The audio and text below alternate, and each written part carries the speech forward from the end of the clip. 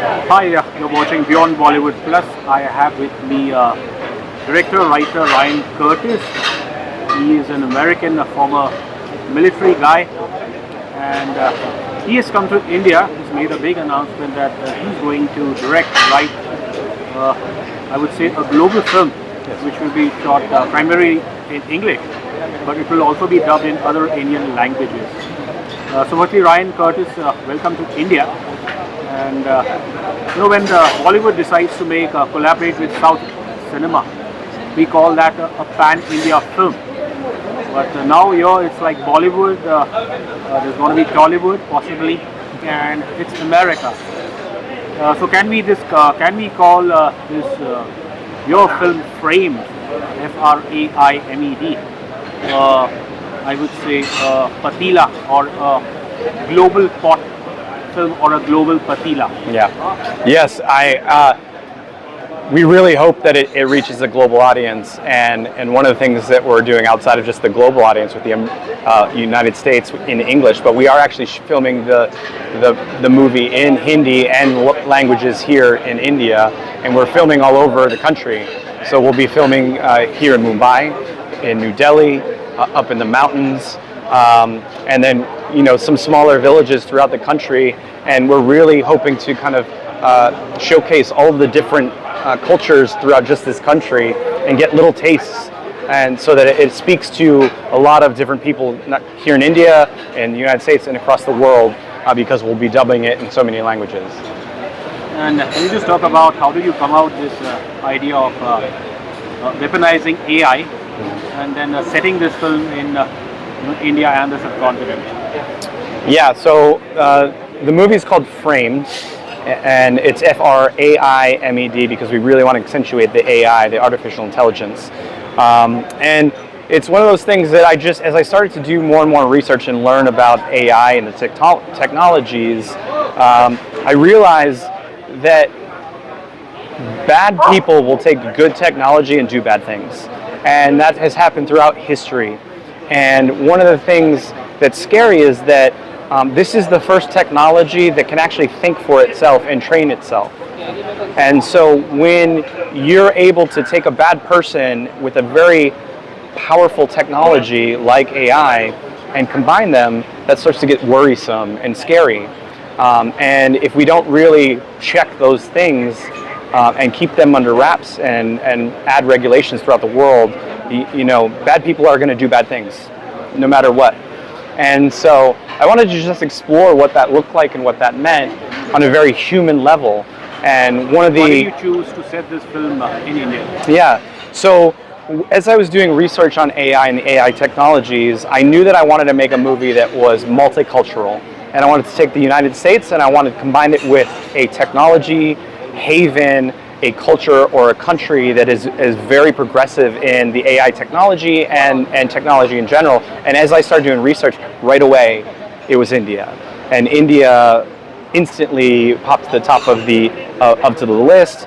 And then I started doing research and just fell in love with the people and the cultures and the visuals, and it's so cinematic, and it just felt very natural. And then on top of it, the culture here for movies is still growing. It's one of the only growing countries for cinema in the world right now, because it's a tough time throughout the world with movies and cinema.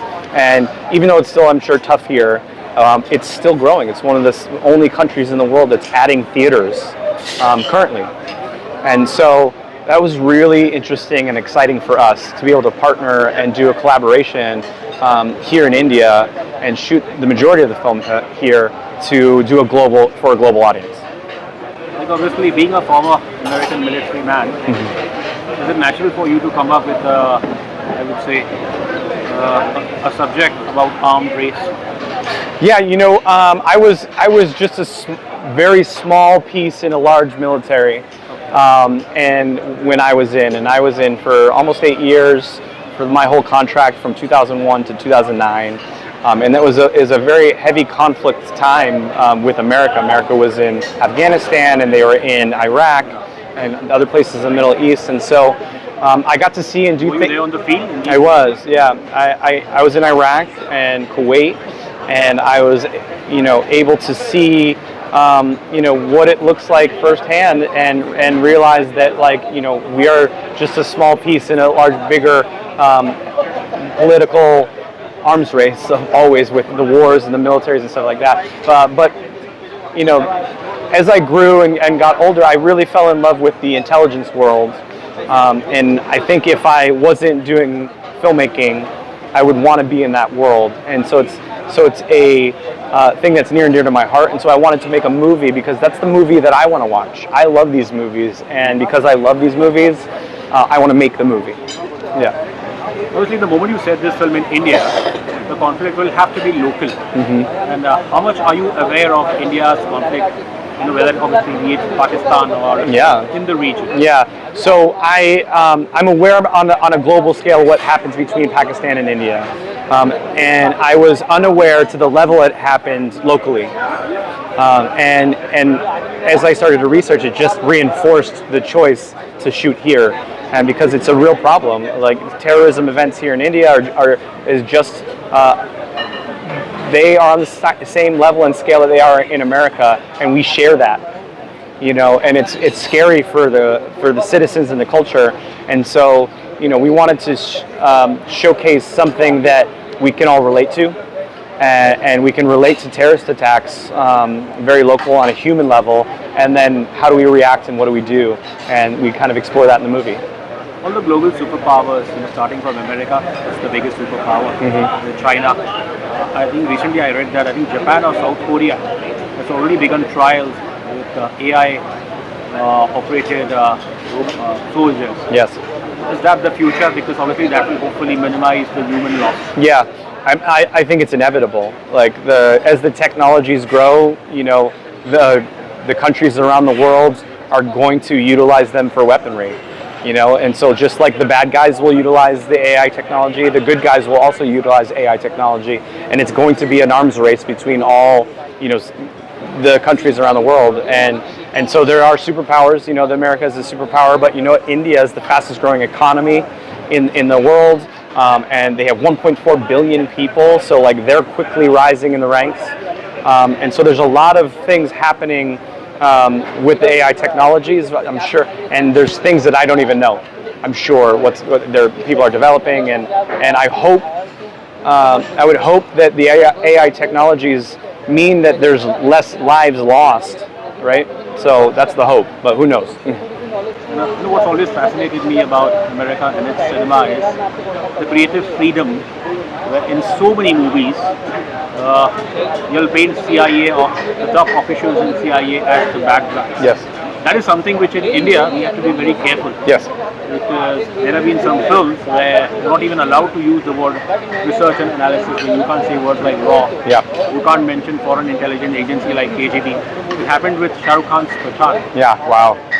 So yeah, we are incredibly. Those are the kind of challenges you could encounter. Yes. But as someone who comes from a culture of total creative freedom, yes. How are you going to go about this in India? Yeah, we were very thoughtful about the way that we're crafting the script, and we want to showcase both countries in a positive light, but with real tension and real conflict, right? And so sometimes that conflict is going to happen between individuals, between the agencies, and ultimately it's against a technology that's is growing out of control. And so being from the United States and having what we call freedom of speech is something that I don't think most people realize how lucky we are to have that. And so I'm very appreciative coming from that culture, having traveled around the world and been to many, many different places that don't have that. And has there ever been criticism, like from the CIA, that what are you guys showing? Why are you guys showing us? Yes, but absolutely. I'm sure there's criticism from all angles, but the way it works in America is that you can say the things that you want to say, and it will be fact-checked and pushed against from public reception. And there's a balance, there's a check and balance that there exists. And so it's okay to say those things. And it's also, we also know that ultimately the CIA, we hope, have the good of the country and our citizens at the top of their priority. And so I think it's the same for the Intelligence Bureau here. They want the best for their citizens and the safety for their citizens here in India. And we're going to showcase that with conflict, and ultimately, we'll see what happens in the movie. Are you going to direct all the films in other languages as well, or it will be dubbed?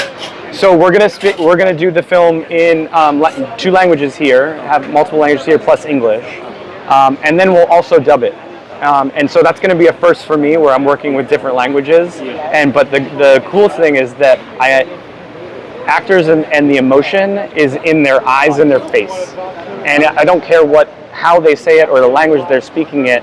You can feel the emotion from looking in people's eyes and feeling it on the scene. And so I'm going to be very much relying on the feel and emotion. You told about the story. It's about the CIA top official is accused of perhaps plotting some terror activity in India. Yes. Obviously, yours is entirely a fiction film. Yes. In the 60s and 70s, India and USA, they didn't have great relations. Yes. Yes. The death of India's nuclear physicist, Dr. Homi Bhabha, is also popular gossip. That's what it has been all these years. Yep. Maybe the CIA might have played a role in it. Yeah. And there's also been a web series made on Dr. Homi Bhabha and Vikram Sarabhai called Rocket Boys.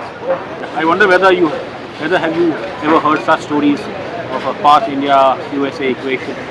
So I have not. I'm unaware of any of that speculation. That was much before my time. Even my time. Yeah, much before my time. But there's the world of intelligence is so intriguing because it's all about lies and misdirection, no matter what country it is, right? And because they need to do that to protect themselves for whatever operations they're running. And so, the movie is about a CIA officer who's framed for a terrorist attack in Mumbai, and an Intelligence Bureau analyst wants to figure out what happened, and so she approaches him, and they get stuck together, and they both get blamed. And so they have to together work and figure out what's going on, and ultimately stop the bigger bad that's happening. And so, it's I really like it, and it's very exciting for me, and I can't wait to shoot it. Currently, you just have the idea, or you also started written some drafts? Yeah, so we have a script. We've been working on. We brought it out here, and we wanted to work with the distribution. And is this registered in India or in America? It's registered in America right now, but we are in the process of doing it in India as well. And so we have a script, but we wanted to bring it here to make sure that culturally it works for both cultures. And so we're going to do another pass or 2, and then hopefully be finished by the end of this month in October, and then we'll start really the pre-production process. In terms of casting, I think there were some big names mentioned: Mohanlal, Rashmika Mandanna, and Samantha. Yes. Have you watched their work before? Yes, I started watching their work. I started looking into them. They are unbelievably talented, and it's very exciting for me to really dive in, because it's something that I'm learning, because I didn't, I have a very small knowledge of Indian cinema, whether it's Bollywood or Dollywood or the South or wherever, and so I'm learning. I have to crash course to learn, and it's very exciting to see so far, because the talent here is amazing. You said you have very limited knowledge, so prior to this idea germinating, how much Indian cinema do you know? So I've watched, probably a handful of films throughout my life of Indian cinema. The last major film I watched before I got into the project was RRR, and what an amazing spectacle of a film that was. I mean, it's just incredible what they were able to do, and the scope and the size. And that was kind of one of the movies that kind of intrigued me, and be like, what's possible here in India? But as I'm starting to research and learn, I'm trying to watch more Indian films and from all over, from all the different languages, and go from there. looking at the Indian representation in Hollywood, starting obviously there's Amrit Raj, brothers, one of them produced it. Yes. Kabir Bedi acted in a Bollywood film. Yes. There's another Indian actor, I can't recall his name, but he was there in Lawrence of Arabia. And obviously Slumdog is a British film. It's Yes. won an Oscar, but it's not an Indian film. Yes. And I think the perception in India has been that the West has a certain stereotype. It always looks upon India as this third world country. Yes. And those are the kind of stories or narratives which, when they collaborate or they hire Indian actors, Yeah. the representation has been usually, I would say, stereotypical. Yes. What are your thoughts on? We are going completely opposite of that. We don't want to show that at all because of that very reason. And I was very cognizant of the stereotypes that exist in the films that are shot outside of here. And when you get here and you start to look around, you realize that, there's... What did you observe in this visit to India? Oh man, we flew to Hyderabad, and we spent a week there working on the script and working on contracts and start getting the process going. And I was just completely blown away by the people and the amount of people that are here. But like the working culture is so amazing. Everybody works so hard here. And there's retail and the food scene and everything has just been so amazing. And then we came here to do some scouting. Yesterday we spent all day scouting, and we started with the gates of India, and then is it the gate of India? Gateway to Gateway of India is in the yes, the gateway of India, and then we started working our way north into old Mumbai, and we did Film City, and so I'm just and we had our VCC, the studio that we're working with. Their team is just amazing and phenomenal, and they're showing us this world and what it's like to live here, and experience. And they're bringing us to great restaurants and showing us local food and culture. And so that's kind of what we want to do with the film too. Is just it is a part of the world as it is, and not showcasing the stereotypical film. We want to show, because it's very much a spy thriller with governments kind of working to try to figure out what's going on, and so it has none of the some of those cliche cultural things that outside perspectives usually bring. This is going to be like a foreign film set in India, backed by foreign production houses. And the Indian theatrical business is going through a tough phase for the last 3-4 years. There have been few hits, but largely there has been a decline Yep. in theatrical audiences. Yep. So in a time like this, what makes you decide, to do a film which is set in India? Well, I will say it's not just backed by foreigners, right? And so we are fully partnering with VCC, the local distribution company here. And so the way that we're looking at it is a full collaboration. And we want to do things the right way here to make sure that it's successful and showcase, to get it out there and be a successful piece in not just India, but the rest of the world, and including the United States. And so, like I said, what potential do you see for a subject like FrAImed in India today? I hope it's a smash hit. I hope everybody gets to see it. I hope it tickles something in the brains where people are like, oh man, what is that? We should be careful. That's exciting. It brings people to the theaters. Wonderful. Just one last question. Obviously, I will not ask you to tell who you're going to vote for, but come the end of US elections, who would it be? Kamala Harris or Donald Trump? Oh man, I have no idea. So you're being like a diplomat. It's up and down. It's up and down for both sides. I think unfortunately American politics are not in great shape right now, and it's something that I don't think represents most of America. And so I think unfortunately because we have a two-party system, we're stuck like this. And so, but I would say that most citizens in America don't agree with the way the politics are moving in the direction, and that doesn't represent us as a people and us as a culture. Thank you so much, Ryan, for speaking to us. I wish you all the best. Thank you.